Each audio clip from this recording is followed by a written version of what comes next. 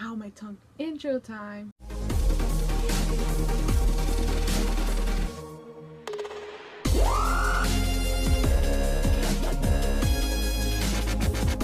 Hey guys, it's me1239 here, and I'm here to give you guys one of my favorite videos to make. Honestly, it is my 7 years in 90s chapter 45 after talk. I am really excited because this after talk is a very juicy one, but I still haven't written the chapter yet. I haven't even started. I haven't even made the document to write the chapter, okay? You guys know what that means. That I have nothing planned for this. I'm still gonna tell you guys what my ideas are for this chapter, what I want to make it into. It's actually gonna be a really heavy topic, also just a lot of stuff occurring because it is in the point of view of both Riley and Maya. A lot of stuff is gonna happen, and a lot of things that happens in this chapter will affect everything else in the rest of the story. And I've been planning this chapter actually for quite a while, I think since season 2 last year probably, and I knew that something like this had to happen for the story to get to what I want it to be, the end, which won't happen for a long time, so don't worry about that. So I guess I'm gonna just tell you guys off the top of my head what I think will happen in this chapter, what I want to make it into. The whole chapter takes place during that episode Train of Fools, right? The New Year's episode in season 3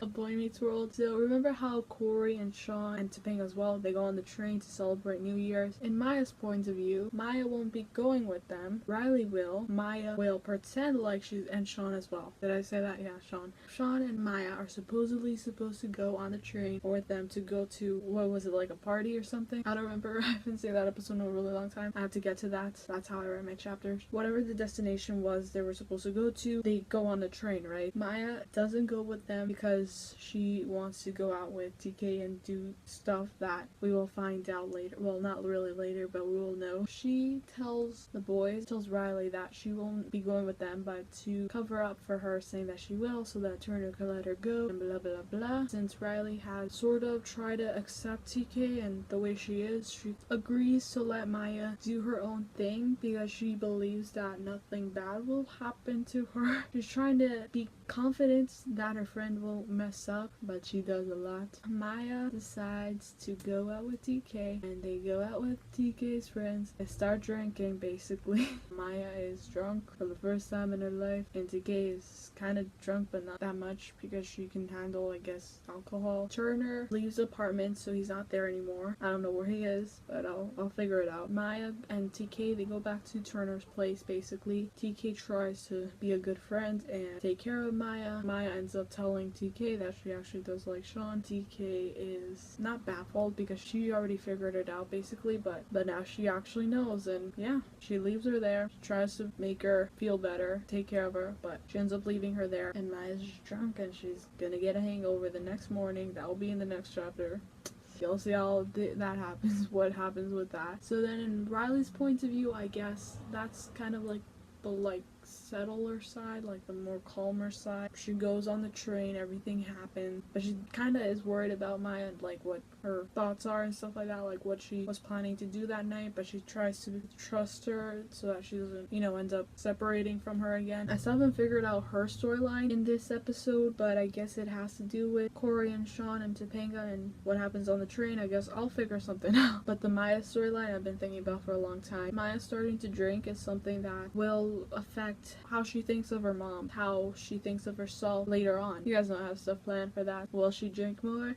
Will she drink less? So now I'm gonna give out some shoutouts. Shout out time to people on Fanfiction that have commented on the last chapter. Let's give out some shoutouts. I won't read out the comments because they are really long, but I really want to give out shoutouts to everybody that basically helped me write the last chapter. Anniversary night, I had a really tough time writing the chapter just because I didn't really know where I wanted to go with it, but I think I did okay. I will obviously have to revise some stuff. I wrote it at 5 a.m. in the morning. 5 a.m. in the morning. 5 a.m. Yeah, so let's give out some shout outs now. Wolfie Red 23, My Simple Words, Lord of Fire, Hockey Fanatic 1, NCL Palma 21, Large Chi Carebeld 22, Never Getting Used, Light Rose 8860. Thank you guys so much for that. You guys know that you guys are fanfiction readers, are some of my favorite people in this whole planet. Thank you guys so much. I love you guys so much. Thank you guys for reading this chapter. The Tumblr blog and the WATTPAD and fanfiction links for this chapter are down below. On the Tumblr blog, I answered you guys' reviews. What's the next chapter called? Let me check. Wait, what's this chapter called? That's a better question. So this chapter was called When the Clock Strikes 12. Next chapter, oh, I love this chapter. Next chapter is called Cabin Fever, and that is a reference to Ryder Strong's, Sean, basically, his movie Cabin Fever. The chapter title was basically a reference to that movie, but it has nothing really to do with this chapter, but it kind of does because it has to do with Sean. I don't know how to explain this stuff. Hi, I'm Mimi. I'm the writer of the story that you read, I guess, and thank you for watching this video. I'll see you guys soon. Bye.